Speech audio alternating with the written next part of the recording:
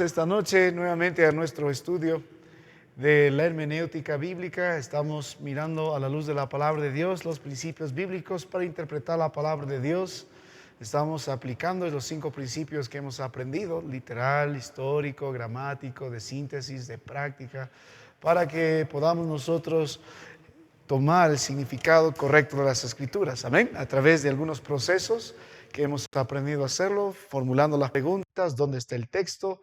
Analizamos el contexto por fuera, por dentro.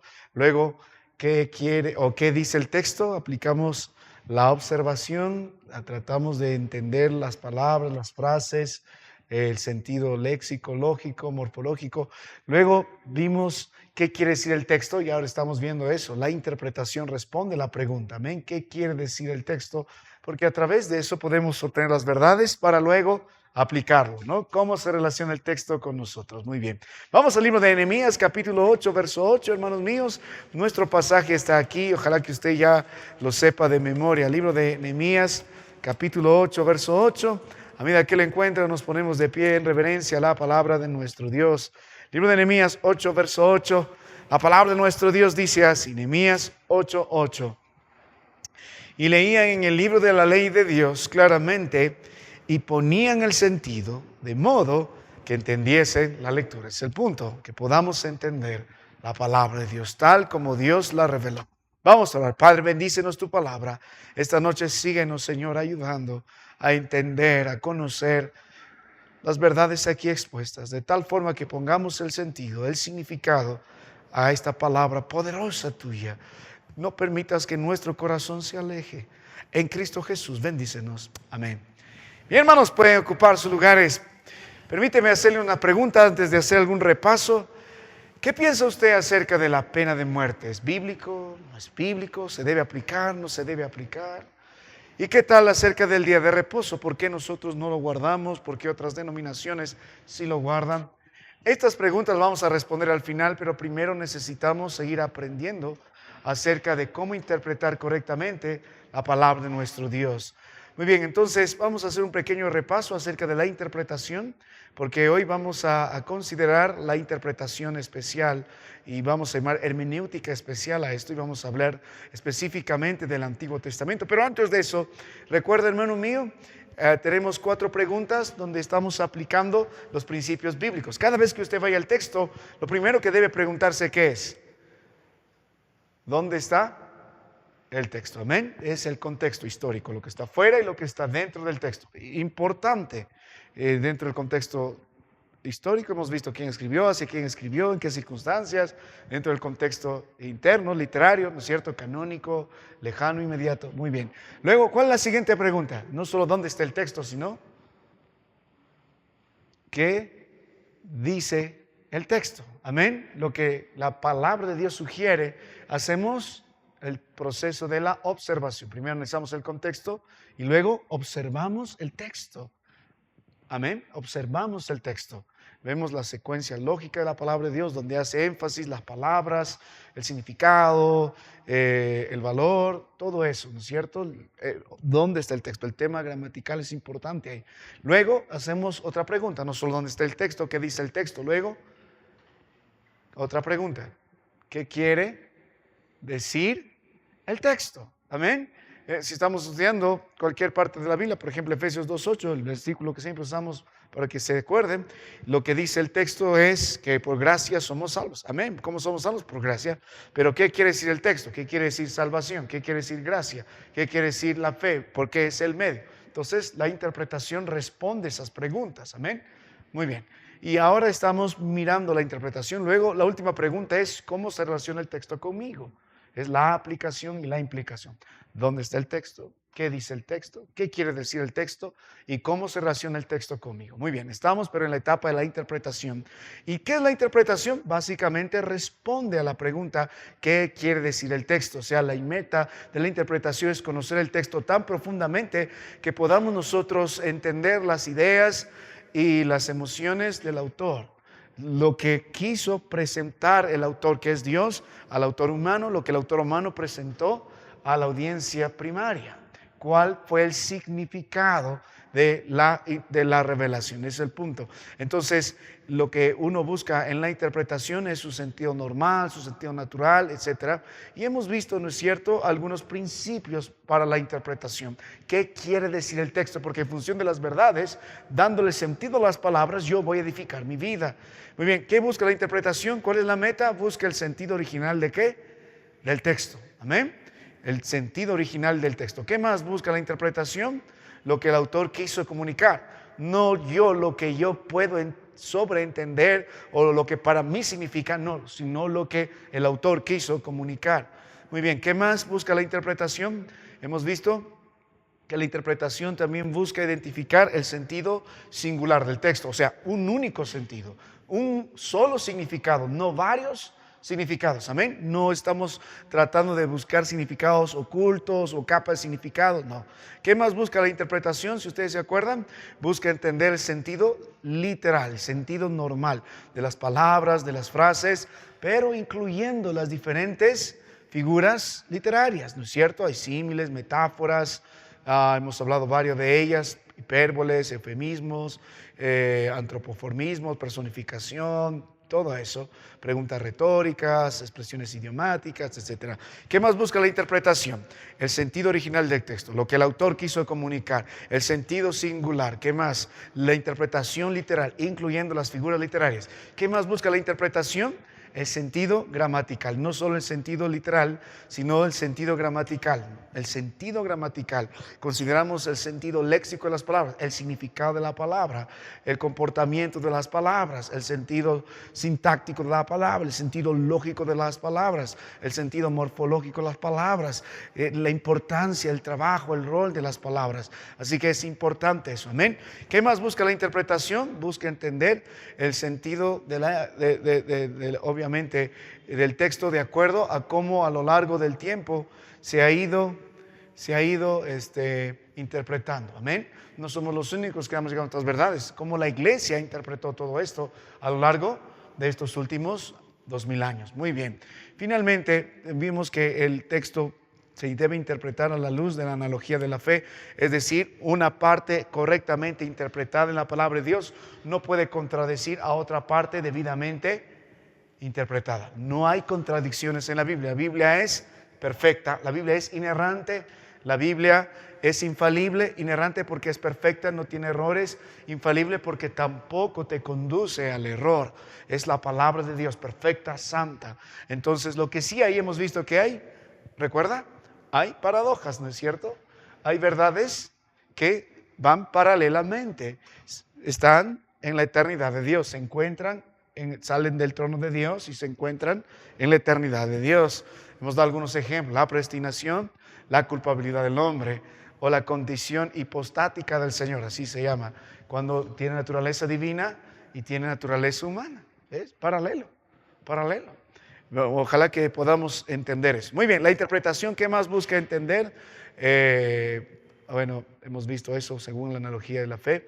Y finalmente, de acuerdo a la teología histórica, cómo se ha ido interpretando a lo largo de los años. Muy bien, vamos a la última parte. Hemos hecho algunos ejemplos acerca de ello. Hemos hablado acerca de la diferencia. En segundo lugar, hemos visto la diferencia, no solo la meta, la interpretación, sino la diferencia entre las implicaciones originales y las aplicaciones actuales. ¿Qué es una implicación? ¿Alguien recuerda? Porque es importante, a veces la Biblia toma verdades ya anteriormente reveladas y también las implica, las trae a su contexto. Le llamamos implicaciones originales, ¿no es cierto? También las verdades son aplicadas. Los apóstoles solían aplicar las verdades reveladas anteriormente. Entonces nosotros debemos aprender a distinguir con mucho cuidado cuando vamos a interpretar la palabra de Dios esta diferencia, para que nosotros podamos en estos días darle la aplicación correcta. Y dentro de esto hemos aprendido que bajo la palabra de nuestro Dios existen algunas implicaciones en su contexto original. Hemos hablado mucho de eso. Hemos visto algunas de las referencias, hemos visto que algunas implicaciones originales y no necesariamente son las mismas en nuestros días. Hemos visto eso a la luz de la palabra de Dios. También hemos visto que no todas las implicaciones originales tienen aplicaciones directas el día de hoy. Hemos dado algunos ejemplos con las leyes del Antiguo Testamento. Ahora, también hemos visto cómo diferenciar entre la interpretación y cómo diferenciar en la aplicación, ¿no es cierto? Hemos hecho un ejemplo, cómo diferenciar entre la interpretación y la aplicación. Hemos visto el libro de Salmo 51, no eches delante de mí, ni quites de mí tu Santo Espíritu. Para poder interpretar esto, debemos ver cómo lo aplicamos en nuestros días. La aplicación que tenía el Espíritu Santo en los días de David es diferente a lo que hacemos en nuestros días. ¿Recuerda eso? Hemos analizado el contexto canónico, lejano, inmediato, y hemos llegado a la conclusión que el Salmo 51, cuando David está pidiendo que Dios no quite su espíritu, básicamente era el trabajo del Espíritu, venir, capacitar para un trabajo específico, y venía y se iba. En el Nuevo Testamento, en el Nuevo Pacto, no viene y se queda Dios morando entre nosotros. Así que lo que David básicamente está pidiendo, Señor, no me quites el privilegio de poder seguir siendo el rey de este lugar, el rey de este pueblo. En el Nuevo Testamento ya Dios nos dijo, si dejamos de ser irreprensible como el pecado que David tuvo en adulterio, ya no calificamos. Pero eso no implica que el Espíritu se va en nosotros, está en nosotros, pero es la diferencia entre. Entonces, tiene que tener mucho cuidado de eso. En resumen, hermano, ahora sí estamos en la parte de, en resumen, ¿qué buscamos? La interpretación busca identificar básicamente lo que el autor quiso comunicar. Amén. Lo que el autor quiso comunicar a través del Espíritu Santo. El autor de la Escritura es Dios. Él es el autor de la Escritura y a través de su Espíritu nos reveló. Y nosotros podemos entender esta misma intención de la doble autoría de la palabra de Dios. También tienes estas verdades. Dios escribió la Biblia, pero Dios usó hombres para escribir la Biblia. Y el significado que Dios quiso poner en el hombre, en el autor, lo debemos nosotros entender. ¿Ve? Lo que Dios reveló a través de su Espíritu, el autor humano que Dios escogió para escribir su palabra inerrante entendía. Básicamente esa es la interpretación. ¿Amén? La manera de identificar la intención del autor es únicamente por medio a través de ¿qué? De las palabras que se han escrito. No podemos buscar otras fuentes para intentar entender lo que la palabra de Dios ha sido manifestada. Hay verdades que el Señor se ha guardado para sí mismo. Lo secreto pertenece a Dios y no nos incumbe a nosotros buscar las cosas que la Biblia no menciona. Lo que nos corresponde es entrar a la palabra de Dios y mostrar ya la revelación que Dios nos ha dado y buscar entender la palabra de nuestro Dios y las verdades ahí. Muy bien, entonces básicamente entendemos esto de manera natural, gramatical, etcétera. Muy bien, es un repaso de lo que busca la interpretación. Ahora quiero que noten algo importante, hermano, para mí es importante. Vamos a avanzar, mi amado hermano, a la hermenéutica especial. Esto está dentro de la interpretación. ¿Por qué le llama hermenéutica especial? Porque básicamente vamos a ver cómo interpretamos el Antiguo Testamento y cómo interpretamos luego el Nuevo Testamento. Ahora, todo esto es una clase bastante larga, hay bastante que estudiar, pero como corresponde a esta clase, casi es una introducción a la hermenéutica bíblica, vamos a ir no pasando por alto algunas cosas, tomando, digamos, algunos temas importantes que al menos les servirá a usted para interpretar la palabra de Dios, hablando del Antiguo y Nuevo Testamento. Se llama hermenéutica especial. La Biblia nos enseñó en Nehemías 8:8 y le ponían el sentido de modo que entendiesen la lectura. Entonces, vamos a ver el Antiguo Testamento. ¿Cómo podemos interpretar el Antiguo Testamento? Vamos a entender algunas verdades. Primero debemos entender que el Antiguo Testamento se puede entender sin necesidad del Nuevo Testamento. Obviamente el Nuevo Testamento va a traer agregar revelación sobre mejor luz, sobre muchas verdades del Antiguo Testamento, pero es suficiente el Antiguo Testamento para entender el Antiguo Testamento. Mire, el libro de Nehemías 8:8, y leía en el libro de la ley de Dios claramente, no había Nuevo Testamento, pero le ponían el sentido de modo que entendiesen la lectura. Entonces, hay una pregunta, ¿cómo podemos nosotros comenzar? ¿Con el capítulo 1, con el capítulo 40? Algunos dicen debemos comenzar solo con el Nuevo Testamento, luego vamos a ver el Antiguo Testamento, pero ustedes deben entender, hermano, bajo este tipo de hermenéutica, que la palabra de Dios se entiende bajo el contexto que hemos aprendido a entenderla, bajo el análisis que hemos aprendido a hacerlo, histórico, gramatical, literario. Y el Antiguo Testamento se interpreta a sí mismo también. Si Esdras ponía el sentido a la revelación anterior, no tenían todavía el Nuevo Testamento, nosotros también. No significa que vamos a dejar del Nuevo Testamento, no. Significa que también vamos a tomar el Nuevo Testamento para reforzar el entendimiento que ya tenemos del Antiguo Testamento. Es importante eso. Mire, ¿por qué razón? Hay muchos que van a argumentar esto. No, necesitamos necesariamente el Nuevo Testamento para entender el Antiguo Testamento.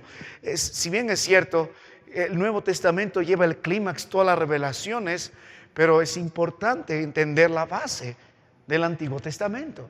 Si queremos gozar de todas las verdades del Nuevo Testamento, es importante entender el Antiguo Testamento. Y un solo ejemplo, estamos estudiando el libro de Apocalipsis, ¿no es cierto? Y el libro de Apocalipsis está dando detalles, interpretaciones, aplicaciones y mayor luz sobre el libro de Daniel, sobre el libro de Ezequiel. ¿Ve? Es importante. Cuando hablamos de los evangelios, Cristo Jesús va a citar pasajes del Antiguo Testamento acerca de sí mismo. Cuando los apóstoles están interpretando la palabra de Dios o aplicando la palabra de Dios, va a tomar la revelación anterior, el Antiguo Testamento. Incluso la suficiencia de la salvación está también en el Antiguo Testamento. Aunque no leí el Nuevo Testamento, debería ser capaz de ser salvo por gracia, por la fe, a través del Mesías, a través de Cristo Jesús, a través del Antiguo Testamento. Mire un ejemplo. Vamos a ayudarnos esta noche. Vamos a comenzar por Andrés. Libro de Lucas 24, hermano, del verso 25 al verso 27. Una interpretación correcta del Antiguo Testamento era posible. Y el Nuevo Testamento nos da esa verdad. Libro de Lucas 24, verso 25, 27. O sea, cuando yo voy al Antiguo Testamento, debo entender que puedo llegar a obtener la verdad del Señor, del autor, el original, la audiencia original, a través del Antiguo Testamento, exclusivamente a través, sin necesidad del Nuevo Testamento. Si quiero tener mejor luz, iré al Nuevo Testamento, pero eso es lo primero que deben entender, la suficiencia en el Antiguo Testamento.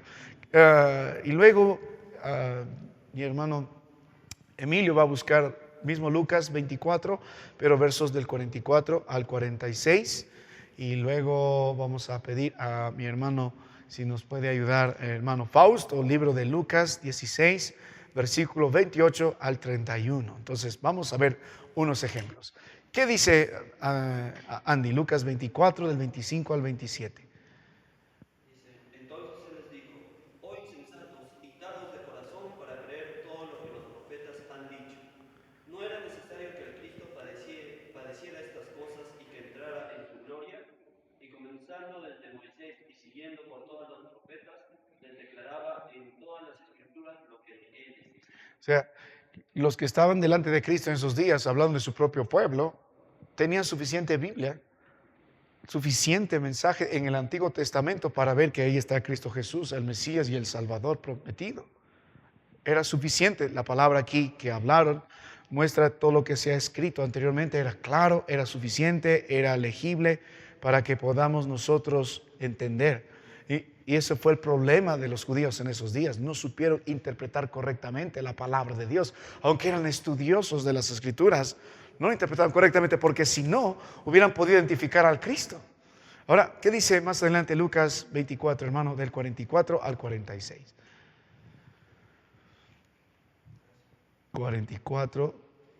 24, del 44 al 46.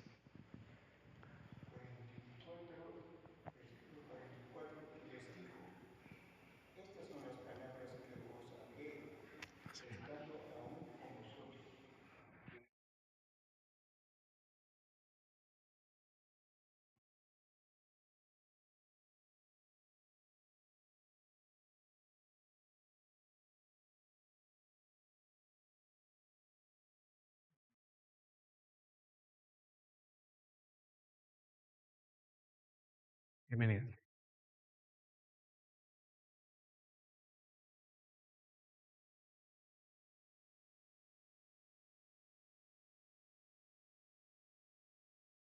Gracias, mi hermano. Lo que hizo el Señor en esta historia, básicamente, Él está abriendo el entendimiento, pero no ha cambiado el significado. El significado era el mismo. Y tenían la suficiente escritura para poder creer en el Señor bajo el Antiguo Testamento. Incluso tal es así, hermano mío, porque incluso el Antiguo Testamento era suficiente, lo suficiente para ser salvo. Hemos visto esta verdad. Cuando vemos las verdades, la palabra de Dios no cambia, ¿no es cierto? Hay un evangelio de hoy. ¿Quieres ser salvo? Es una oración. Y ya eres salvo. Repite la oración, eres salvo. El pastor te dice, eres salvo. Pastor, estoy dando mi salvación. Vuelve a hacer la oración. Y si Abraham no hizo la oración para ser salvo y Moisés no hizo la oración para ser salvo, entonces ¿qué pasa con ellos? ¿Cómo son salvos? El método de la salvación no cambia, sigue siendo salvo por gracia, por medio de la fe, tanto en el Nuevo como en el Antiguo Testamento. Y la palabra de Dios era suficiente en el Antiguo Testamento para ser salvo. Mire, el libro de Lucas 16, mi hermano Fausto, del verso 28 al verso 31. Lucas 16, del 28 al 31. Estamos estudiando, mi hermano, la interpretación y ahora estamos viendo un tema especial, la hermenéutica especial, y estamos viendo cómo interpretar el Antiguo Testamento. Y un primer principio para interpretar el Antiguo Testamento, nosotros que hacemos clases con los niños, nosotros que siempre volvemos a la palabra de Dios, debemos entender que el significado del Nuevo Testamento está valiéndose por sí mismo. No necesitas el Nuevo Testamento para interpretarlo. Si quieres tener más luz, vamos a ir ahí. Incluso para entender más el Nuevo Testamento, necesitas leer el Antiguo Testamento. ¿Entiendes? Es importante eso. Ahora, pero estamos viendo que es suficiente el Antiguo Testamento. Cuando vamos a la Biblia a estudiar el Antiguo Testamento, debe entender, el significado está ahí, está claro. Es suficiente el Antiguo Testamento. ¿Qué dice, hermano mío? Lucas 16, del 28 al 31.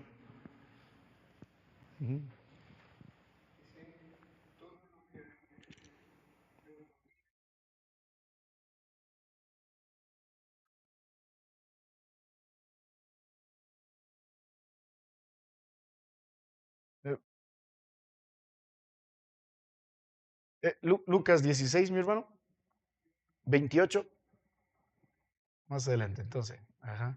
Por-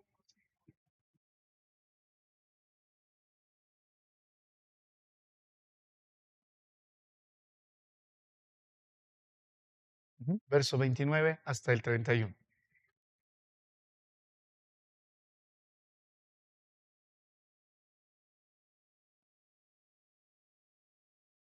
Óigalos.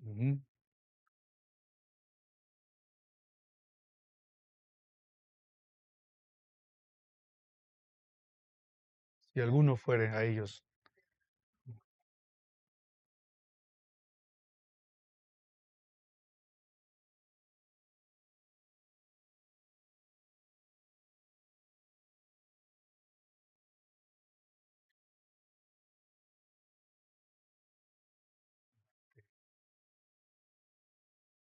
Gracias, mi hermano. Ve, Cristo en esta historia está contando, ¿no es cierto?, la muerte del rico y la muerte de Lázaro.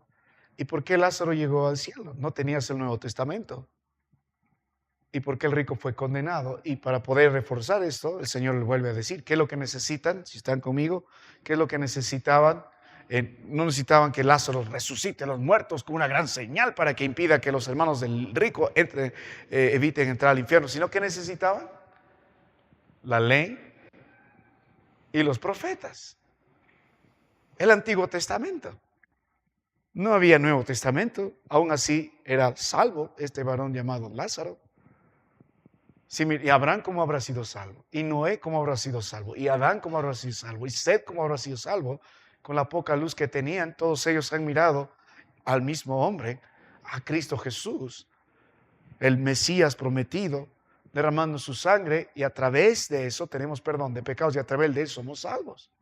Lázaro entendía eso, y cuando vio a Cristo, él vio el cumplimiento de todo lo que se habló de él en la revelación anterior, en el Antiguo Testamento. Dijo, este es él. Este es él. En cambio, el otro que era muy riguroso en tratar de cumplir la ley externamente, nunca fue salvo, nunca aprendió a mirar a Cristo Jesús. Entonces, cuando vamos al Antiguo Testamento, no debemos menospreciar las Escrituras, porque son importantes. Debemos estudiar el Antiguo Testamento. ¿Por qué? Porque es la base para el Nuevo Testamento. Es importante. Y la verdad es que el significado del Antiguo Testamento ahí está.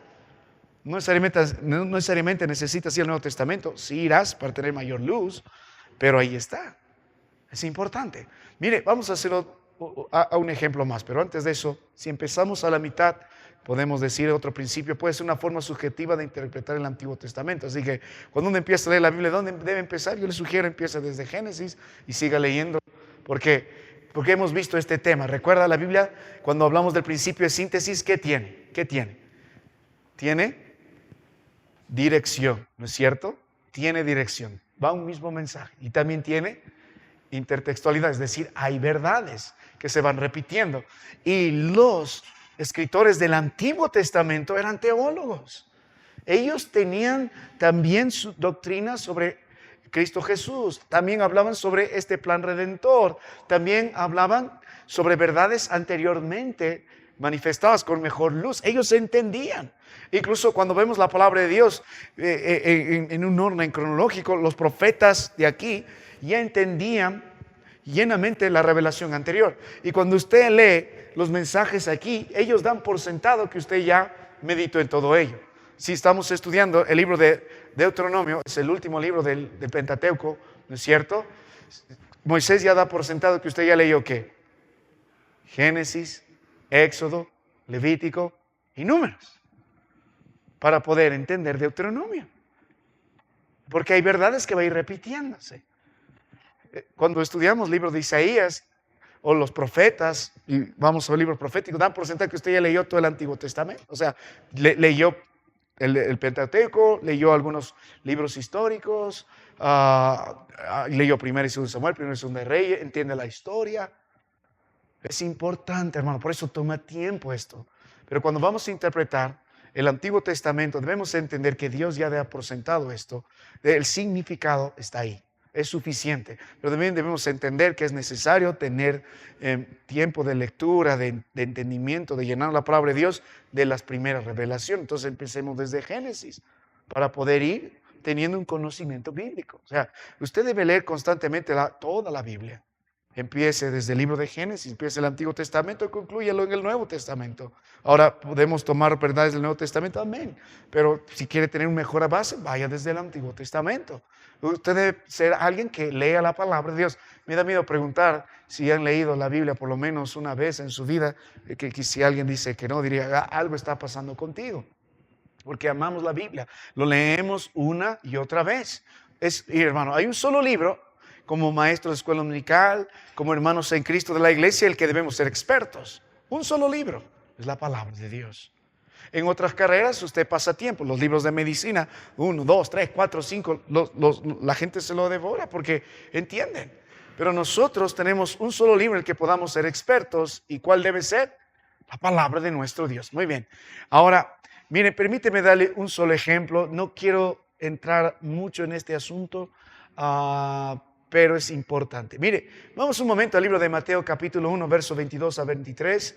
A Darcy, hermano, ayúdame, busca Mateo 21, 22 al 23. Y mi hermano Will, ayúdeme con el libro de Isaías 7, 14. Vamos a ver un ejemplo, porque es importante considerar el Antiguo Testamento primero. Cuando interpretamos el Antiguo Testamento debemos entender que es suficiente, el significado está ahí.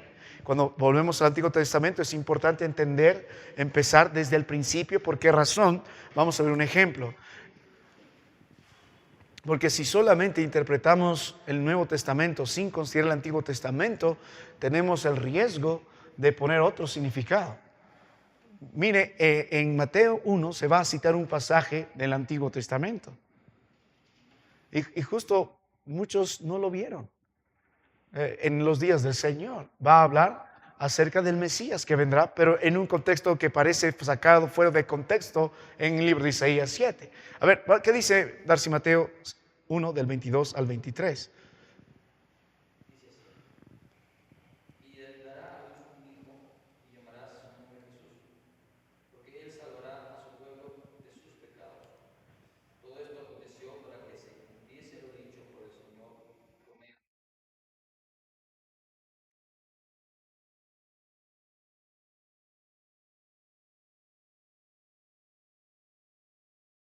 Ahora, permíteme, hermano, que quiero que usted pueda despertar. Esto es una de las preguntas más difíciles de contestar a lo largo de todos estos tiempos, y algunos toman para tratar de contradecir la Biblia y sobre todo al tipo de interpretación que queremos darle.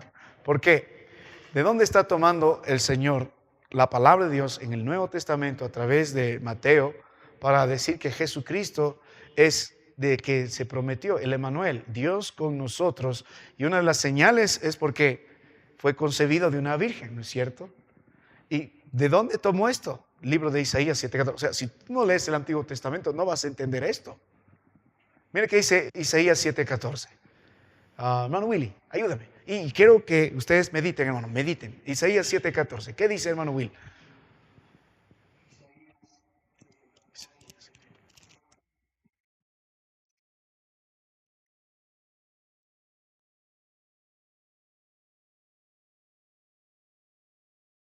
Ya, mi hermano. Ahora, si ustedes leen el contexto y aplicamos nuestra hermenéutica, analizando el contexto original, donde por primera vez se habla de esta profecía, aparentemente no tiene nada que ver con el Mesías. Porque ¿de qué está hablando? Si usted lee el libro de Isaías, en el capítulo 7, se está hablando de una guerra que se va a tener en contra de Judá, en contra del rey Acaz. Se está uniendo Siria juntamente con los de Benjamín para destruir a Acaz, que es rey de Judá. Y en medio de todo eso, Dios le pide esto. Mire el verso anterior, Isaías capítulo 7, note la palabra del Señor un rato.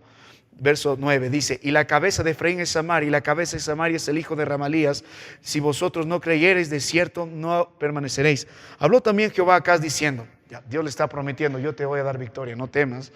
Y está hablando de la destrucción futura de Benjamín y de Siria.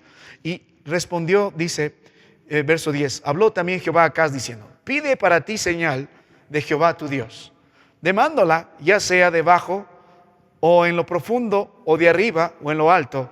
Mira la respuesta de Acaz. Dios le está diciendo, yo voy a destruir. Hermano, mi hermano Esteban, hermano mío, pasa hermano, ya está bien. Mire, Dios le está diciendo, yo voy a destruir a estos enemigos y quiero probártelo a través de una señal. Pídeme una señal, en el cielo o en la tierra. Y respondió Acaz que dijo, no pediré y no tentaré a Jehová. Si estamos leyendo, si no hubiera el versículo 13, podríamos nosotros suponer que hasta el verso 12, la respuesta de Acaz, que es lo más natural. Amén. No voy a tentar a Jehová mi Dios. Él está tomando al mismo tiempo que la ley en el Antiguo Testamento, donde dice, no tentarás a Jehová tu Dios. Y el Salmos vuelve a decir, no tentarás a Jehová tu Dios. Y Cristo vuelve a decir en el Nuevo Testamento, no tentarás a Jehová tu Dios. Pero miren la respuesta de Dios. ¿Qué está diciendo? Dijo entonces Isaías, oíd ahora, casa de David. ¿Qué dice? Os es poco ser molesto a los hombres, sino que también lo seáis a mi Dios. Más bien, Dios, en cierta forma, dice, yo estoy esperando que me pidas señal y tú no quieres. Parece que no está encajando. Y mire la señal que Dios da. Por lo tanto, el Señor mismo os dará señal. ¿No quieres tú? Yo te voy a dar señal. He aquí que la Virgen concebirá y dará a luz un hijo y llamará su nombre Emmanuel. Y ellos entendían que traducido es Dios con nosotros. Ahora verso 15, comerá mantequilla y miel hasta que sepa desechar lo malo y escoger lo bueno, porque antes que el niño sepa desechar lo malo y escoger lo bueno, la tierra de los dos reyes que tú temes será abandonada y Jehová hará venir sobre ti un pueblo. Y si usted sigue leyendo la palabra de Dios y si lee todo esto a partir del capítulo 8, aparentemente se cumple esto con el nacimiento de este hijo. Cuando usted vuelve a la palabra de nuestro Dios, en un momento en las Escrituras va a hablar acerca de este hijo en el contexto del libro de Isaías en el capítulo 8. A ver, hay varios de esto, pero ahí está. Mire, el versículo 1 dice, me dijo Jehová, toma una tabla grande y escribe en ella con caracteres legibles tocante a Maher, Salal, Hasbaz. Y junté conmigo por testigos fieles al sacerdote Urías y a Zacarías, hijo de Jerebaquías, y me llegué a la profetisa, la cual concibió y dio a luz un hijo. Este es el hijo de Isaías. Y me dijo Jehová, ponle por nombre Maher, Salal, Hasbaz, porque antes que este niño sepa decir, Padre mío y Madre mía, será quitar la riqueza de Damasco y toda la destrucción que Dios prometió. Entonces parece que se le da una señal que nacerá un hijo en el versículo 14 y en Isaías 7 y en Isaías 8 nace ese hijo. Ahora, yo les pregunto, hermano, ¿hay una mala interpretación del Nuevo Testamento, del Evangelio de Mateo, al libro de Isaías capítulo 7, 14? Parece fuera de contexto. ¿Qué piensan? Yo les digo, cualquiera que dé una respuesta inmediata le diré, esta discusión viene 2000 años y hasta ahora siguen discutiendo. Pero ¿cómo comenzamos nosotros a responder esto? Primera, entendemos, ¿la Biblia se contradice? No, es perfecta. Toda la Escritura es inspirada por Dios.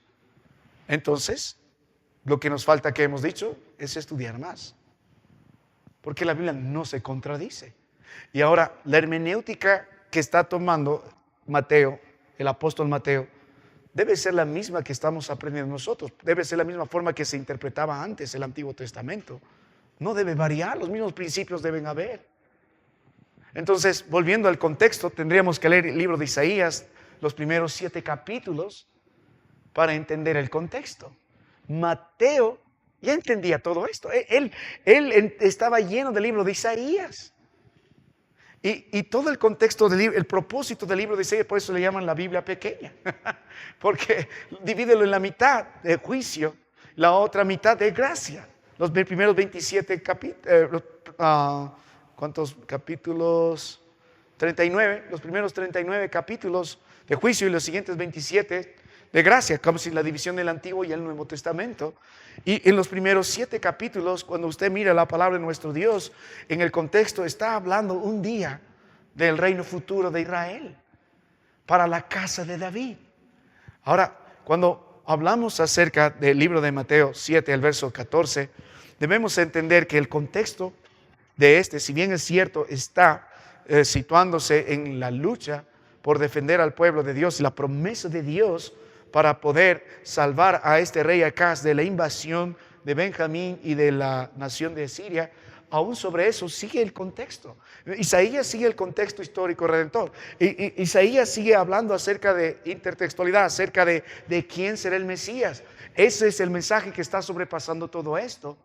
Por eso le dice, pídeme señal un día, porque Dios prometió que de la casa de David, del rey de David, ¿quién vendría? El Mesías. Y ahora está en peligro el Mesías. Entonces, hablando a la casa de David, pídeme una señal. Pídeme una señal. ¿Por qué no vas a ser destruido tú ni tu descendencia? Por eso, en esa razón, él dice, no entendió acá, no voy a tentar a Dios, pero Dios está diciendo, yo te voy a asegurar que todo tu linaje va a continuar, porque de tu linaje vendrá ¿quién? El Mesías. Y te voy a dar señal que vendrá el Mesías y nacerá de una virgen.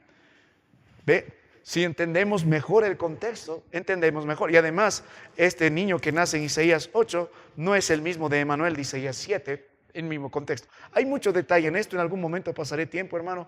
E incluso un día escribí un ensayo de esto, solamente de 50 hojas, solo analizando los detalles de por qué se interpretó correctamente Mateo y lo aplicó al contexto de Cristo Jesús. Mire, la palabra de Dios nunca se va a contradecir, nunca. Lo que nos falta es poder estudiar. Entonces, si aplicamos la misma hermenéutica, Mateo lo hizo y está hablando acerca de ello. Por eso es la importancia del Antiguo Testamento. Es suficiente, pero nos da base para poder entender el Nuevo Testamento. Muy bien, ahora, ¿sabe? También es importante entender cuando vamos al Antiguo Testamento la relación que existe entre Israel. ¿O ya me adelanté? Sí. Entre Israel y la iglesia, es necesario.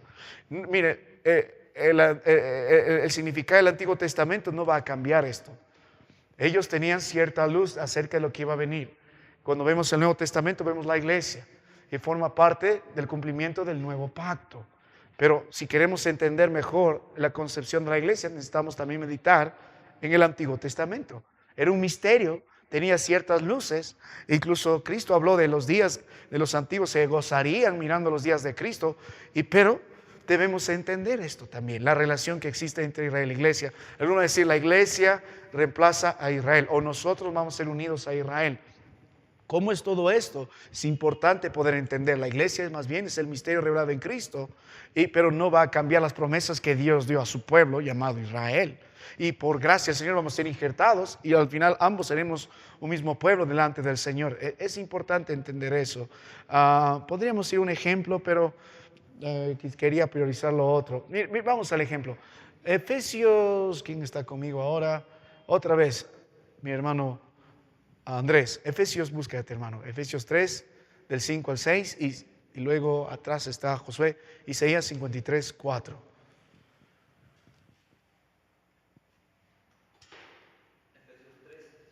¿Mm?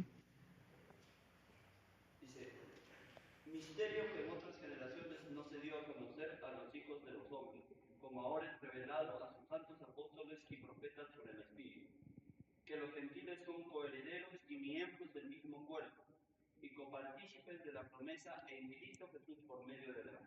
Amén. Anteriormente se dio ciertos patrones, promesas, tipos, sombra de lo que llegaríamos a hacer en el Nuevo Testamento como iglesia. Mire, en Isaías 53, si quiere entender mucho qué somos ahora, Isaías 53, el verso 4, en realidad todo esto habla del siervo de Dios que es Cristo Jesús, que dice, ujú.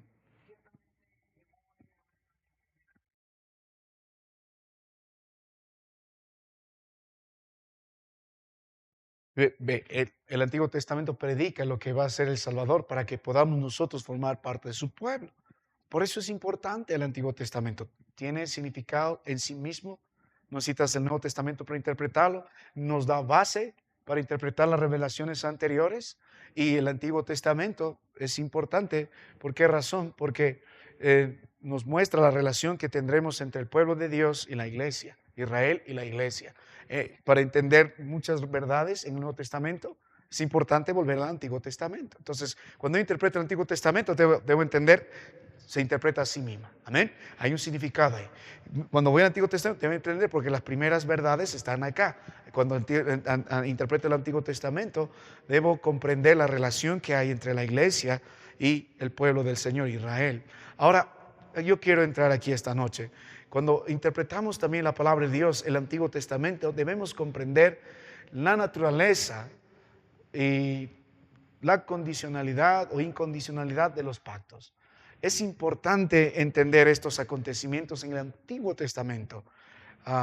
Como introducción, yo les pregunté, en nuestros días, bíblicamente hablando, ¿es aplicable o no es aplicable la pena de muerte? En nuestros días, bíblicamente hablando, ¿por qué no celebramos nosotros el día de reposo? Vamos a dar las respuestas al final. Amén. Para esto es importante. Cuando usted ve el Antiguo Testamento, tiene que ver dentro de qué pacto está. Tiene que ver dentro de qué pacto está. La respuesta lo vamos a dar al final de este estudio. Sí, mi hermano.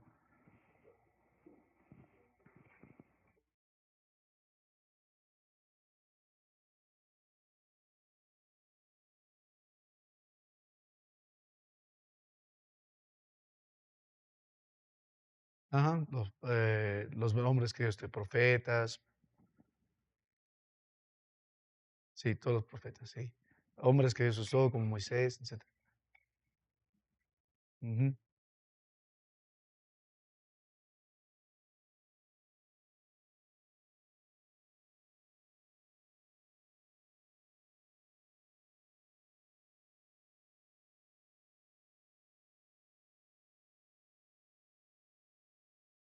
Sí, sí, claro, ellos estaban llenos de la palabra de Dios, ellos eran teólogos en las doctrinas. Ahora lo vamos a ver. Mire, hermano mío, esto es importante entender. Cuando usted vea la palabra de Dios y estudie el Antiguo Testamento, debe entender los pactos que Dios hizo. Porque los pactos es la columna vertebral de la revelación progresiva en el Antiguo Testamento. Para comprender mejor las verdades que queremos en el Antiguo Testamento y aplicarlos, debemos entender la naturaleza de estos pactos. Es decir, si es un pacto condicional, si es un pacto incondicional, los elementos de este pacto y cómo se aplican el día de hoy o no se aplican el día de hoy. Y es fundamental, es fundamental. Mire, vamos a hacer una lista rápidamente. Hay 6 pactos ahí que quiero que ustedes puedan considerar.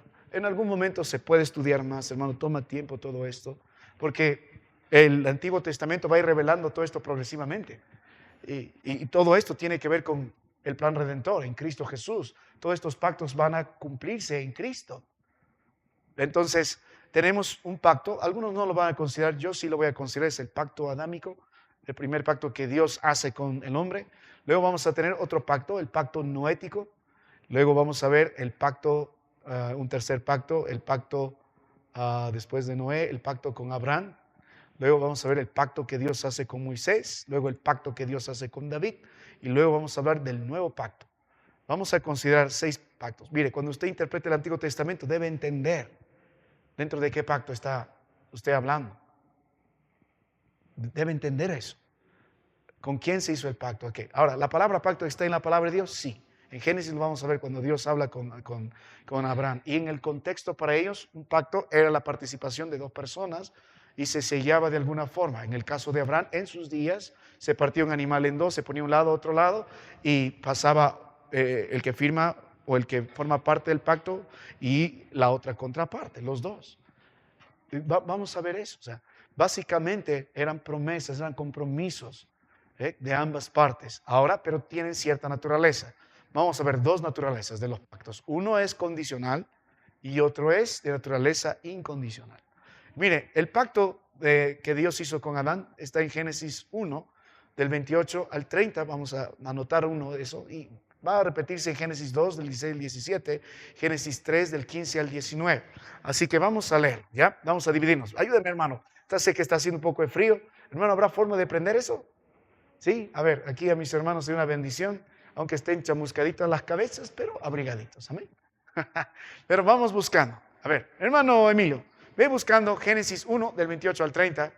Mi hermano, ayúdame usted, hermano Eliseo. Génesis 2, del 16 al 17. Darcy está ahí, ya no sale. El Señor se lo llevó. Pero mi hermano Fausto, ayúdenos, hermano, con Génesis 3, del 15 al 19. ¿Amén? Génesis 3, del 15 al 19. Muy bien, vamos a comenzar. Hermano Emilio, ayúdame con Génesis 1, del 28 al 30. Génesis 1, del 28 al 30.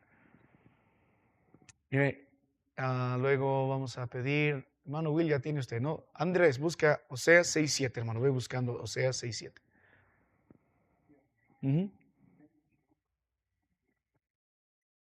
Al 30.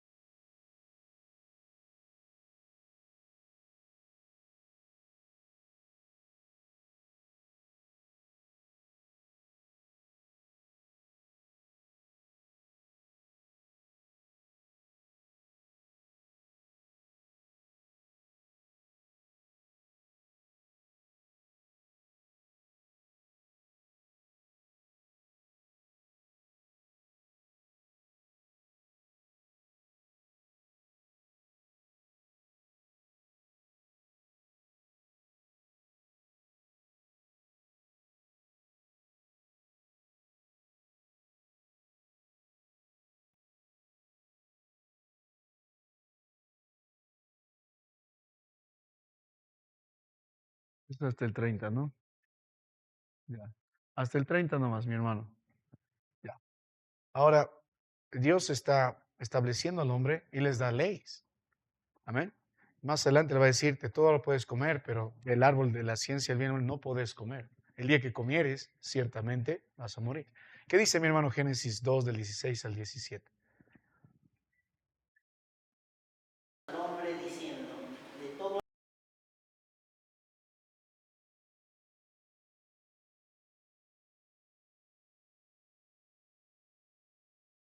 Gracias, mi hermano. Que Dios los bendiga. Ahora, en Génesis 3, ¿qué pasó con el hombre? Desobedeció y murió. Aún así, Dios vuelve a hacer. Mire, el pacto que Dios tuvo con Adán y Eva tiene esta naturaleza, era condicional. O sea, tú vas a estar bien, yo te voy a bendecir, gozarás de mí hasta que tú me desobedezcas. Si tú desobedeces, entonces vas a morir. ¿Y murió o no murió? El hombre murió. Y nosotros, cuando hablamos del pecado original, es las consecuencias del pecado de Adán, porque por naturaleza nosotros somos que descendientes de Adán. O sea, nosotros somos consecuencia del pecado de Adán. Hay mucho que hablar aquí, pero no tengo el tiempo. El término libre albedrío, ustedes lo han escuchado. Algunos tratan de decir que tenemos todavía, pero ni entienden cómo se puede definir libre albedrío. Es la capacidad de decidir sin la afectación espontánea de ningún factor externo ni interno. O sea, tú podrías definir soberanamente por ti mismo y eso no hay. Aún Adán ahí mismo sigue siendo condicionado por el Señor. Si tú obedeces, amén. Si no, si desobedeces, vas a morir.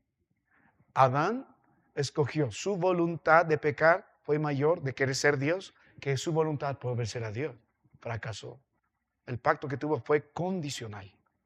Fue condicional. Entonces, lo que él tenía y Eva antes de la caída era diferente a lo que tenemos ahora. Ellos disfrutaban de una situación perfecta por la cual Dios en su gracia había creado al hombre, pero le dio esta condición. Si tú pecas, comes de este árbol, vas a morir. Vas a morir. Pecó y murió. Ahora, Génesis 3:15, ¿qué dice, hermano mío?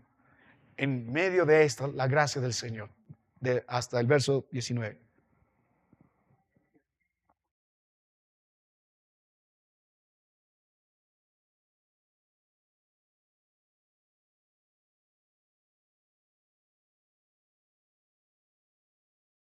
Tú le dirás.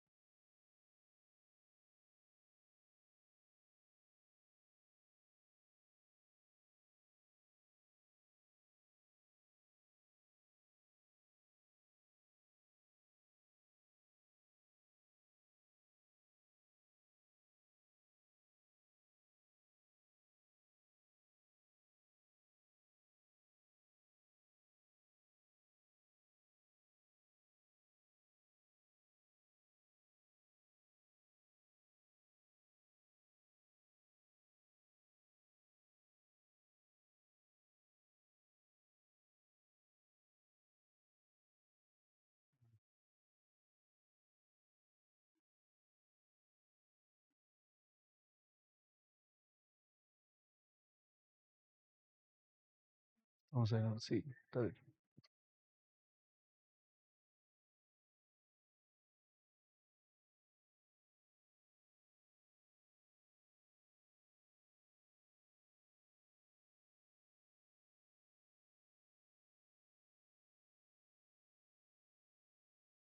Por quebrantar el pacto, entonces hay consecuencias, ¿no es cierto? La consecuencia para la mujer, la consecuencia para el hombre, las consecuencias para la creación. ¿Por qué tenemos que trabajar? Gracias. Con sudor y con todo. ¿Por qué? Porque por eso. Ahora, pero mire, hermano mío, en medio de eso, el verso 15, Dios da una promesa. Aunque está hablando a la serpiente, nos da una promesa a nosotros, porque va a poner enemistad entre ella y la mujer, ¿no es cierto? Entre la serpiente y la mujer, hablando por la simiente, que es la promesa de un redentor, que va a herir a la cabeza a Satanás. Digamos, se llama protoevangelio porque es la primera mención del evangelio, de que un día va a descender un redentor de la mujer que va a lograr destruir a la serpiente y en él seremos salvos. Por eso Eva concibe a Caín y le pone el nombre Caín porque es la idea de su primogénito, es la idea de que seguramente este nos va a redimir, pero prontamente se da cuenta que él no es. Mire, ¿qué dice hermano Oseas 6:7, Andy, no? Y Josué, busca Gálatas 4:4.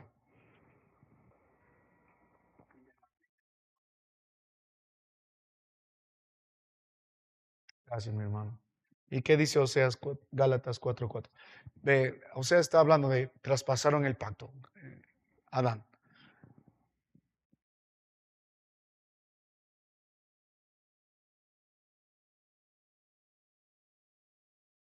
Eh, El apóstol Pablo está tomando Génesis, haciendo fiel cumplimiento de la promesa de Dios, en la promesa que le dio después que fallaron al pacto. Hermano, es importante porque los pactos son la columna vertebral de toda la revelación que va a ir yendo progresivamente. Y cuando usted interpreta el Antiguo Testamento, debe ver dentro de qué pacto estamos nosotros estudiando la palabra. Ahora, para empezar, el pacto que Dios hizo con Adán fue condicional. Y vamos a ver por qué el nuevo pacto es incondicional y por qué hay más gracia. Porque usted y yo igual pecamos o no pecamos. ¿Y por qué ya no somos desechados de la presencia del Señor? Por Cristo. Él hace que el nuevo pacto sea incondicional. Nuestro estado en Cristo. Porque ¿quién tomó las responsabilidades? Cristo. ¿Ya? Por eso es importante. Ahora, vamos con el otro pacto. El pacto noético. El pacto noético. Vamos rápidamente, hermano. Yo creo que ahí vamos a quedar ahí. Nos falta tiempo. Génesis 8 del 21 al 22. Vamos a dar la vuelta. Hermano Willy, Génesis 8 del 21 al 22. Y luego Darcy, Génesis 9, hermano, del 9 al 10. Ya.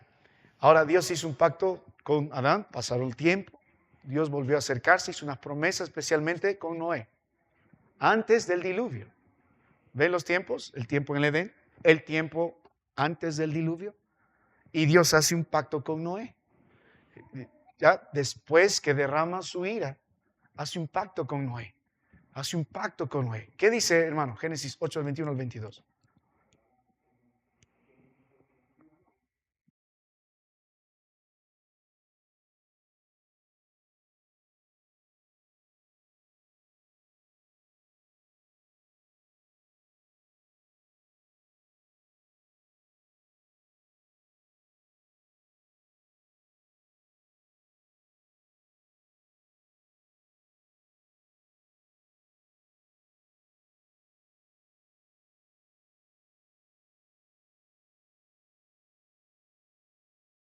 El pacto con Adán, Dios hizo ese pacto con Adán y Eva. Fracasaron, de consecuencia nosotros hemos nacido en pecado.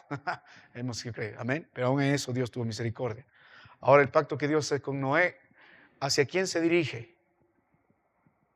Hacia todos los hombres.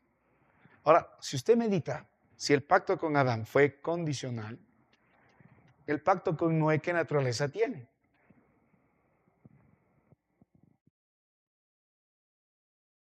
¿Será condicional? ¿Será incondicional? Incondicional. ¿Ha vuelto otra vez el diluvio? No, Dios mismo lo promete, no volveré más a maldecir la tierra por causa del hombre, aunque siga siendo malo. Es incondicional y lo ha dirigido a toda la creación y no depende del comportamiento humano como sí fue en el caso de Adán, sino en la promesa unilateral de Dios. Él se prometió a sí mismo. Entonces, ¿quién garantiza que no va a haber otra catástrofe así como el diluvio? Dios. ¿Quién garantiza el nuevo mundo postdiluviano? Dios. ¿Y cómo lo confirma? Génesis 9, del 9 al 10.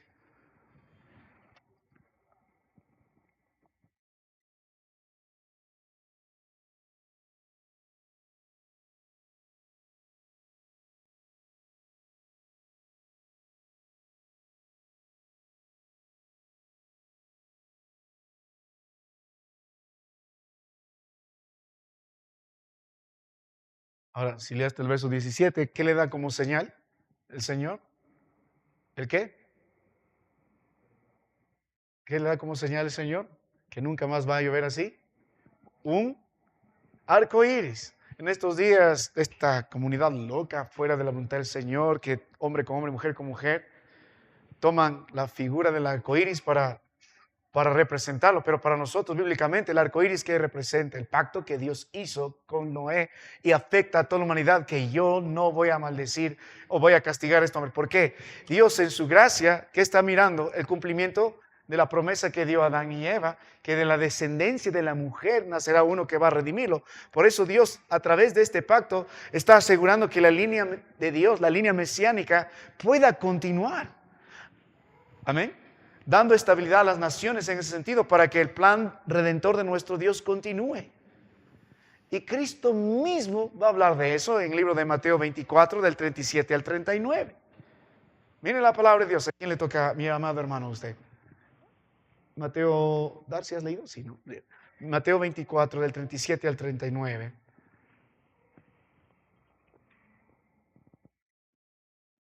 Así que qué interesante, porque va a haber el paralelismo. Adán y Noé va a funcionar como un segundo Adán. Una nueva familia. Y Cristo va a representar otro nuevo Adán. El segundo Adán, el que nosotros vamos a ser salvos. Con Adán se originó una humanidad. Con Noé se originó otra humanidad. Con Cristo se origina otra humanidad redimida en su sangre.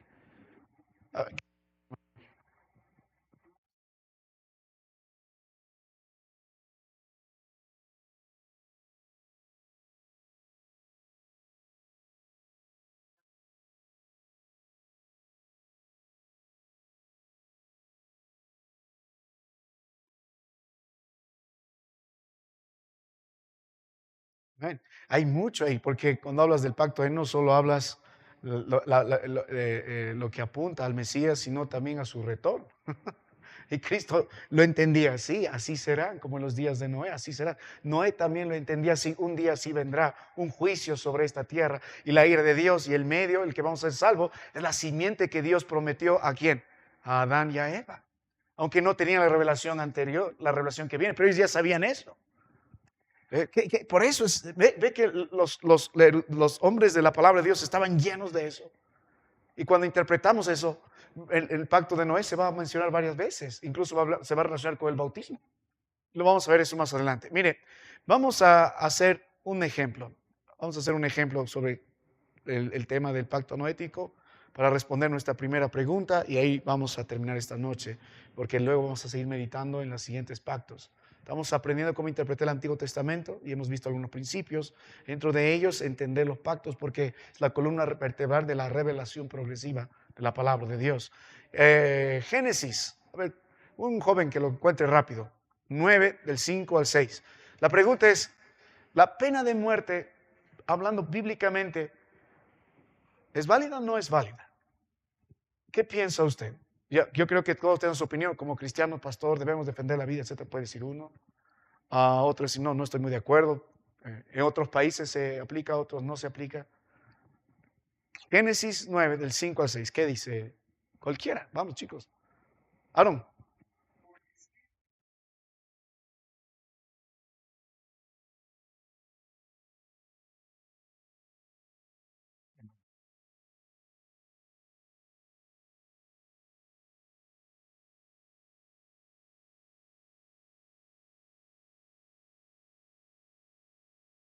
Ya, pues recuerda, Dios está haciendo esa promesa con Noé y está dirigiéndolo ¿a qué? A toda la humanidad. Y hemos quedado que el pacto noético sigue vigente. Y no está prometiendo solo a Israel, solo a la iglesia, a toda la humanidad. El que derrame sangre de hombre, por el hombre su sangre será derramada. Ahora, si ve esto, el pacto que Dios hizo con Noé fue incondicional. O sea, va a permanecer el pacto en función de lo que haga el hombre o no. Ahora, el contenido de este mensaje, Dios argumenta, ¿por qué? ¿Por qué voy a matar a este hombre? ¿Por qué voy a demandar que se mate a este hombre? ¿Por qué? Porque el hombre es que la dignidad del hombre es ser creado a la imagen de Dios. No es un acto de venganza, sino es una responsabilidad judicial. Mire, en esta ley permanece mientras la tierra permanece. Cuando usted medita esto, en el libro de Éxodo 21, verso 12, lo reafirma. Mire, ¿qué dice Éxodo 21, 12? Andy, léelo, por favor. Y Romanos 13, 4, Josué. Y Hechos 25, 11, mi hermano Will. 12.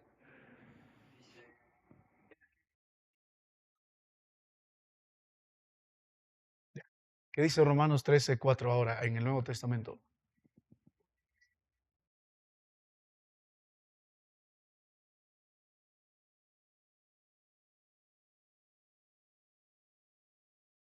Está hablando de las autoridades. Ellos llevan la espada, tienen la autoridad de parte de Dios para aplicar justicia. Ahora, ¿qué dice Hechos 25, 11?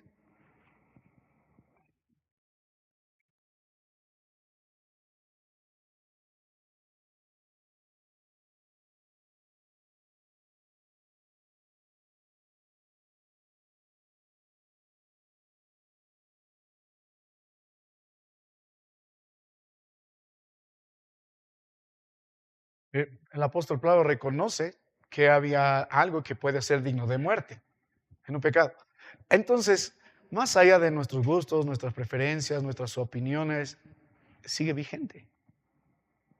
Y Dios le ha dado a las autoridades para poder ejercer con sabiduría este tipo de justicia. ¿Es difícil entender muchas cosas? Probablemente. ¿Podríamos estar de acuerdo? ¿No podríamos de acuerdo? Probablemente. Pero cuando vamos a la palabra de Dios, tenemos que ver, por eso la importancia de las promesas, los pactos que Dios ha hecho. Ahora, por ejemplo, si hablamos del día de reposo, ¿por qué no lo guardamos? Vamos a ver el pacto que Dios hizo con Abraham, es muy importante. Luego vamos a ver el pacto que Dios hizo con Moisés. Y le dio esa promesa al pueblo de Dios con un significado que Cristo ya cumplió. Entonces, si nosotros descuidamos esto, la naturaleza de los pactos y las promesas de los pactos, no vamos a poder interpretar correctamente y mucho menos aplicarla. De pronto vamos a tener, hay bautistas del séptimo día, guardando el día de reposo. Muy bien. Ok, hermano, alguien quiere entrar, no le permita. Vamos a terminar este tiempo en oración, ¿ya? Vamos a terminar este tiempo en oración. Si es que hubiera alguna pregunta, lo haremos después. Ok.